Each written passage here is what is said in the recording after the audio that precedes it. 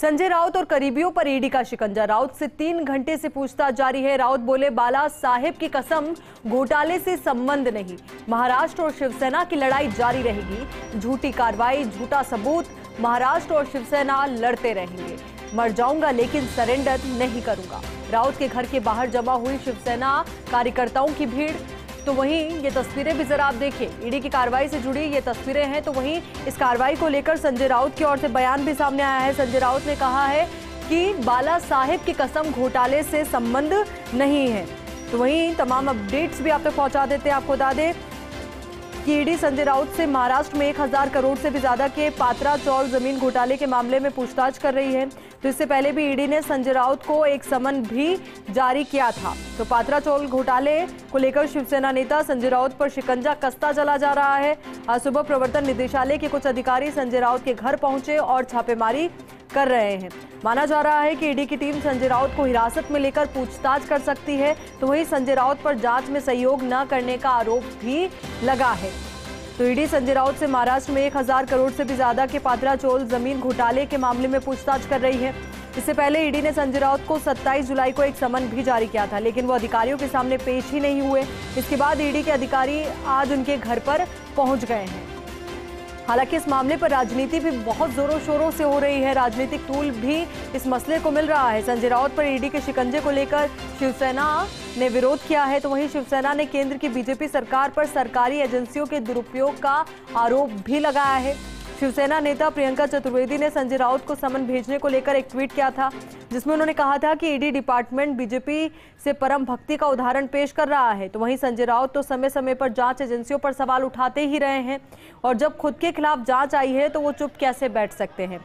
उन्होंने कहा कि मैं समझ चुका हूं कि ईडी ने मुझे समन भेजा है। हम बाला साहेब के शिवसैनिक बड़ी लड़ाई लड़ रहे हैं, ये साजिश चल रही है। तो वही जानकारी आप तक ये भी पहुंचाना चाहेंगे कि क्या है ये पूरा पात्रा चौल घोटाला। साल 2007 में गुरु आशीष कंस्ट्रक्शन कंपनी को, जो HDIL की सिस्टर कंपनी है, पात्रा चौल का विकास करने का काम Maharashtra housing and area development authority की तरफ से दिया गया था। गुरु आशीष कंस्ट्रक्शन को वहां रहने वाले 672 फ्लैट बनाकर देने हैं और करीब 3000 फ्लैट महाड़ा को देना था। ये लैंड 47 एकड़ का था, जहां पर वहां रहने वाले और महाड़ा को घर बनाकर देने के बाद बाकी बची जमीन पर वो घर बनाकर खुद बेच सकते हैं। लेकिन आरोप है कि गुरु आशीष कंस्ट्रक्शन ने वहां किसी भी तरह का विकास नहीं किया और न ही महाड़ा को फ्लैट दिया, बल्कि उसने पूरी जमीन और FSI 8 बिल्डर को 1034 करोड़ रुपए में बेच दी। अब इसी को लेकर संजय राउत से पूछताछ चल रही है। हालांकि उनकी ओर से लगातार वार पलटवार का दौर भी जारी है, बयानों का दौर लगातार जारी है। तो वहीं शिव सैनिकों के द्वारा इस पूरी घटना को लेकर के विरोध प्रदर्शन भी किया जा रहा है, अलग अलग तरीके के बयान दिए जा रहे हैं। तो वहीं जब सियासी उठापटक जारी थी महाराष्ट्र के अंदर, और जब शिंदे को मुख्यमंत्री बनाया जा रहा था, उससे पहले जिस तरीके से तस्वीरें निकलकर सामने आई, उस दौरान भी संजय राउत की ओर से ईडी की कार्रवाई को लेकर सवाल उठाए गए थे। जब ईडी के द्वारा उन्हें समन भेजा गया था, पूछताछ के लिए बुलाया गया था, उसको लेकर भी उन्होंने सवाल उठाए थे। तो ईडी ने 1 फरवरी को ECIR दर्ज किया था और प्रवीण राउत और उसके साथी सुजीत पाटकर के कुल 7 ठिकानों पर छापेमारी की थी। इसके बाद 2 फरवरी को प्रवीण राउत को गिरफ्तार किया था।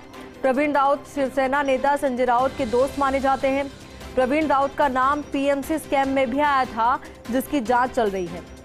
जांच के दौरान पता चला कि प्रवीण राउत की पत्नी माधुरी के बैंक से संजय राउत की पत्नी वर्षा के बैंक खाते में 55 लाख रुपए भेजे गए, जिसका इस्तेमाल राउत परिवार ने दादर में एक फ्लैट लेने के लिए किया था। तो इस तरीके से पूरा कनेक्शन जुड़ता हुआ नजर आया। अब इसी को लेकर ईडी के द्वारा पूछताछ की जा रही है। हालांकि इस पूछताछ का विरोध भी शिव सैनिकों के द्वारा किया जा रहा है। संजय राउत की ओर से भी इसको लेकर ट्वीट किए गए हैं।